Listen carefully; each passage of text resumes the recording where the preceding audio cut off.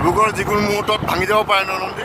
পাৰে পাৰে বুলি কৈছে, কিন্তু মোৰ বোধে পানী নাবান্ধে ডিব্ৰুগড় ছাইডত অলপ এফেক্ট হ'ব, টাউনৰ ফালে ইমান নহয়। টাউনৰ ফালে ইমান নহয়, যদি ভাগি যায় মানে মাইজান গিৰিনুত বাগানবোৰ মানে অকণমান প্ৰব্লেমৰ চান্স আছে।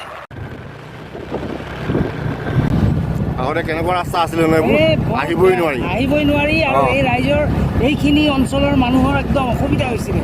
আজিকালি আৰু নাই আৰু এতিয়া গাঁৱৰ ভিতৰত এটা পিৰপিনীয়া ৰাস্তাটো বঢ়িয়া টিপ টপ ৰাস্তা, এনেকুৱা ৰাস্তা মানে দেখিবলৈ পোৱা টান। মানে নেশ্যনেল হাইৱে নিচিনা এখন চৰকাৰ দিনত কিন্তু ৰাস্তা কিছুমান হৈছে ৰাস্তা গাঁৱৰ ভিতৰে এইডোখৰ আমি ক'ব পালোঁ ন হিলদৈ মাইজান ৰোড। আমি এতিয়া কোনখন মাজগাঁও কোনফালে বাঁহতে যাম আমি এতিয়া বাঁহতে যাম মানে নদীৰ ফালে গৈ আছোঁ নেকি? ব্ৰহ্মপুত্ৰ নদীৰ ফালে গৈ আছোঁ, য'ত আপোনাৰ ত্ৰিপুৰা গৰাখহনীয়া হৈ আছে, ভাগি আছে, গতিকে অলপ দূৰ আছে। ডিব্ৰুগড় টাউনৰ পৰা প্ৰায় 10-12 কিলোমিটাৰ হৈ যাব। গতিকে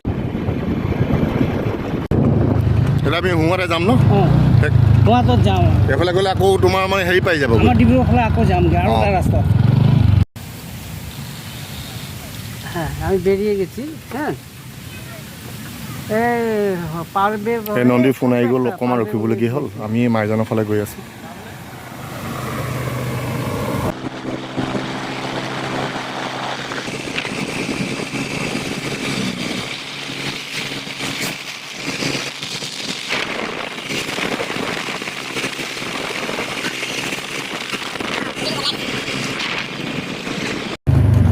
এনেকুৱা বাগানৰ ৰাস্তাৰে নন্দী ভাই, তেনেকুৱা ৰাস্তাত কিন্তু নিজে পৰা কিন্তু হাঁহ মাৰিলে কিন্তু মহিলা তুমি যদি হাঁহ কুকুৰা মাৰা হাঁহৰ কণীলৈকে দাম দিব লাগিব তুমি আকৌ চাবা দেই হাঁহ বংশ পৰম্পৰাই দিব লাগিব। হাঁহ মাৰিলে মানে তুমি হাঁহৰ কণী পোৱালিলৈকে দাম 14 গোষ্ঠী পোৱালিলৈকে তুমি পইচা দিব লাগিব, সেইকাৰণে সাৱধান। ঠেকেচনি নন্দীতে বহুত ঠেকেচনি, বৈদ্য ঠেকেচনি, বাগানৰ ভিতৰৰ ৰাস্তা। তাৰমানে আপোনালোকে সন্মান কৰক, সাংবাদিকসকলে এটা বাতৰি যুগুত কৰিবৰ কাৰণে মাত্ৰ কেইটামান তথ্যৰ কাৰণে কিমান কষ্ট কৰিবলগীয়া হয় আৰু কিমান দূৰ অতিক্ৰম কৰিবলগীয়া হয়। দুৰ্গম ৰাস্তা, কেতিয়াবা কলা বমা ৰাস্তা, কেতিয়াবা ৰাতি হয়, কেতিয়াবা খাবলৈ একো নাথাকে, কেৱল পানী টুপিও কেতিয়াবা পোৱা নাযায়। তাৰ মাজতো বাতৰি পৰিৱেশন কৰিবলগীয়া হয়। আমি আহিছোঁ এইবোৰ চাহ বাগানে মিনিয়ে গ'লে চাহপাত তুলি আছে, বিন্দা পানীৰ ভয় নাই। ঐ পানী যদি ভাগি যায় কি হ'ব? এই তুমি ৰাস্তা চিনি পোৱাৰ কাৰণে মই বিন্দাছ আহি আছোঁ, একো তোমাক কোৱা নাই। আৰু নদী এতিয়া পৰুৱা নিচিনা পাই আছোঁ আমি। এটা পেকেট হৈ গ'ল। আৰে যিবলৈ আহিলে ভূগোল একেটাই ন মইনা, ভূগোলটো ভূগোলেই ন। তাত যাবলৈ কিমান সময় লাগিব আৰু? পালোহি ফেক্টৰী ফালে, অলপ দূৰ পানী আ গেলে ৰে, পানী আ গেলে। যাবলৈ কৈছে হয় নাই? হয় আচ্ছা ঠিক আছে। ঠিকে থাকে গৈ আছোঁ এতিয়া। এতিয়া ঠিকে থাকে গৈ আছোঁ। ৰক্ষা এতিয়া বাৰু আমি ঠিকে থাকে ৰাস্তাটো ঠিকে বুলি কৈছে। আৰু পৰিৱেশটো চব মাইজানৰ ভিতৰৰ অঞ্চল, এখন বিলখন সৰু এখন বিল দেখিছে, সুন্দৰ ভৌগোলিক, মেচ মাছ দি খাব পাৰিব। আজি মাছ এদিন আহি মাছ মাৰিবলৈ নদী বঢ়িয়া। পুঠি মাছ, এখন ডাঙৰ এখন হাওৰা, মজা, কি ডাঙৰ ব্ৰিজ, বঢ়িয়া। ৰাতুল ভাই স্পিকাৰ এই লগ পাই গ'লোঁ, মাইজান গৰাখহনীয়া আছে, এই মোক জোতা এযোৰ দিলে, গতিকে এইযোৰ জোতা নহ'লে বোলে নহ'ব কামটো, নহ'লে বোলে তাতে থাকি আহিব লাগিব মই, সেইকাৰণে জোতাযোৰ দিয়াৰ কাৰণে অশেষ ধন্যবাদ। বহুত বোকা, বেলেগ ধৰণৰ বোকা, এনেকুৱা লিকটীয়া বোকা। আপোনাৰ এৰিলে ইমান মৰম, ধৰিলে 3 দিন 4 দিনলৈকে বজাৰ তোমাৰ ঠিক আছে, তুমি তুলিব লাগিব, হাতত ল'ব লাগিব। গতিকে গৈছে এযোৰ বুট জোতা এযোৰ দিলে, গতিকে বুট জোতাযোৰ পিন্ধি পেলাই গৈ থাকোঁ। সিহঁতে আকৌ ৰাতিপুৱা 6টা বজাত ইয়াত বাহাৰ পাতিলে, এতিয়া যাবলৈ ওলাইছে। আমি 3 দিন ধৰি এইবোৰ যন্ত্ৰণা, সাংবাদিকৰ কেনেকুৱা যন্ত্ৰণা।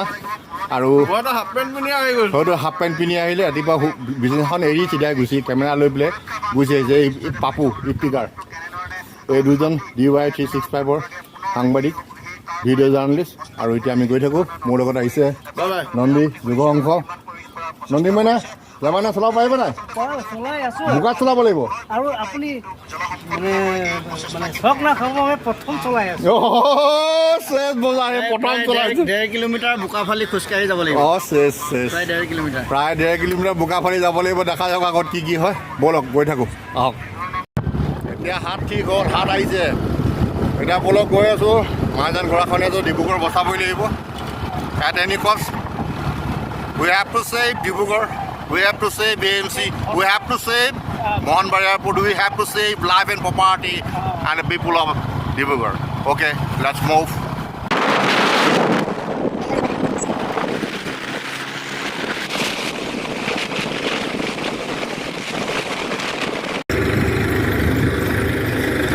এই এনেকৈ শাকো পাৰ হৈছে মজা আৰু এতিয়া বাগানৰ মাজে মাজে গৈ তালে মথাউৰি মানে ব্ৰহ্মপুত্ৰ এখন পামগৈ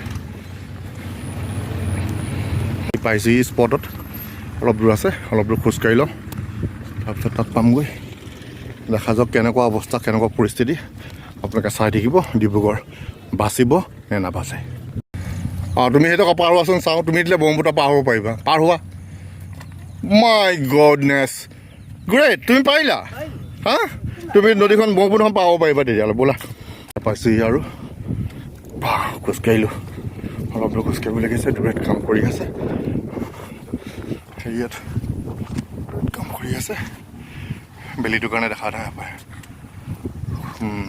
ভয়ংকৰ বোকা দেই ৰঙা বোকা কি লৈ লোৱা নাওখনৰ ফটো এখন লোৱা সুন্দৰ এখন নাও শেষ এখন নাও যাব নোৱাৰে আৰু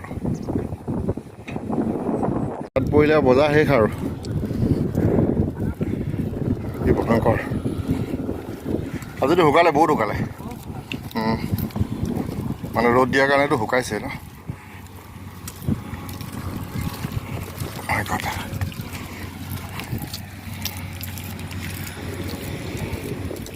জিঅ' বেগ এই বেগবোৰত পলিথিনবোৰত বালি ভৰাই পেলাই সোমোৱাই দিছে ইয়াত পেলাই দিছে নেকি ভাই কিনো এইবোৰ জিঅ' বেগ নে কি বেগ বুলি কয় মেগা বেগ কেইমিটাৰ থাকে এইটো মানে ইয়াত মানে মাটি ভৰাই পেলাই দিয়া হৈছে আচ্ছা মেগা বেগ এইটো মেগা বেগ বুলি কয় ভাইসকলে কামত লাগি আছে ভাই পানী শুকাইছে নাই আজি ডিব্ৰুগড় বাচি যাব মজা ডিব্ৰুগড় মজা বঢ়িয়া সুন্দৰ কাম চলি আছে ডিব্ৰুগড় বাচি যাব নন্দী খালি নাবাচিলেই হ'ল দোকান মানে খাব কি সিহঁতৰ দিনটো 24 ঘণ্টা কাম কৰি আছে হয় নাই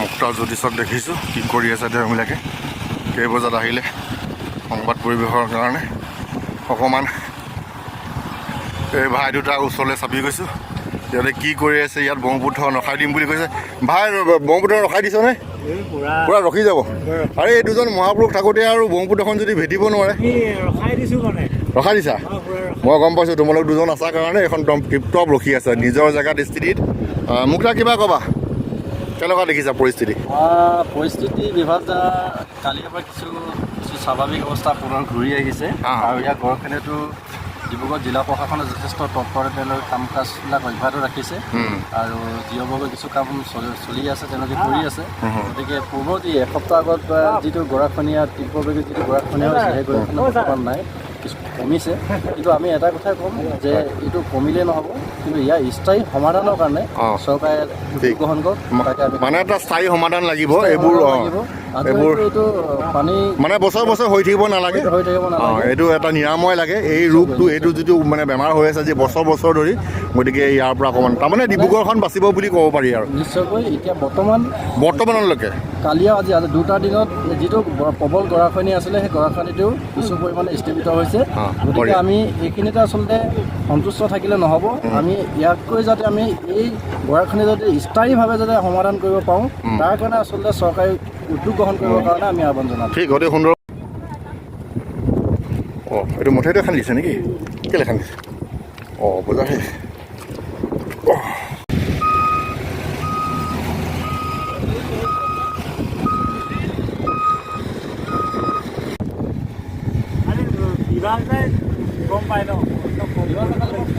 মই দিলোঁ নহয় মোক তাক দিলোঁ মই তেতিয়া মানে ঘৰলৈ গৈ আছিলোঁ। অঁ ঘৰলৈ গৈ তাৰপিছত দেখিলোঁ তোমাৰ ফোনটো পাই পেলাই মই আৰু গম পালোঁ ইয়াক মালটো দি দিয়ে ভাল লাগে নে মোৰ লিখি শেষ হৈছিলে ইয়াকে এনে মই স্ক্ৰিপ্টখন ইয়াক দি দিলোঁ পালা নাই স্ক্ৰিপ্টখন মই গোটেই ষ্টৰিটোৱে দিলোঁ। হা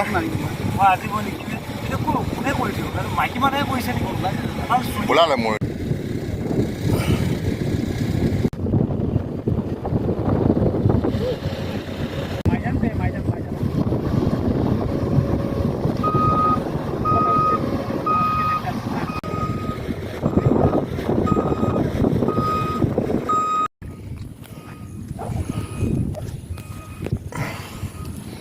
ইয়াত এতিয়া জোতা ধুলাই ন নন্দী জোতা ধুই লোৱা বোকা হাত ভৰি এতিয়া ধুই লৈছোঁ।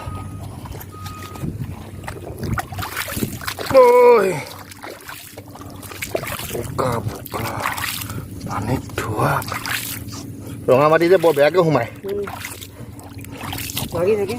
লাগি থাকে ৰঙা মাটি জোতা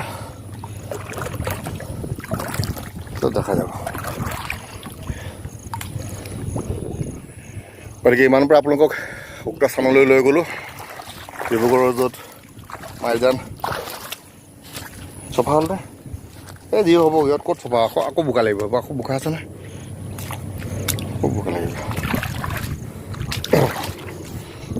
অঁ যিখিনি তথ্য দিলোঁ ইয়াৰ পৰা আপোনালোকে কি অনুমান কৰিব পাৰিলে যে ডিব্ৰুগড়ত থাকিব নাথাকিব সেইটো আপোনালোকে নিজে বিচাৰ কৰি চাব। একদম ঘটনাস্থলীত লৈ আপোনালোকক দেখুৱালোঁ প্ৰায় 1 কিলোমিটাৰমান খোজকাঢ়িবলগীয়া হ'ল বেছি নহয় কিন্তু গতিকে এইফালৰ আমি এটা আকাশমাৰ্গে এখন পুৰা জাহাজ গৈ আছে গতিকে তাত অডিঅ'টো আপোনালোকে কম পাব তাত খুব বতাহ আছিল আৰু বতাহৰ কাৰণে অডিঅ' নিশ্চয় কম পাইছে।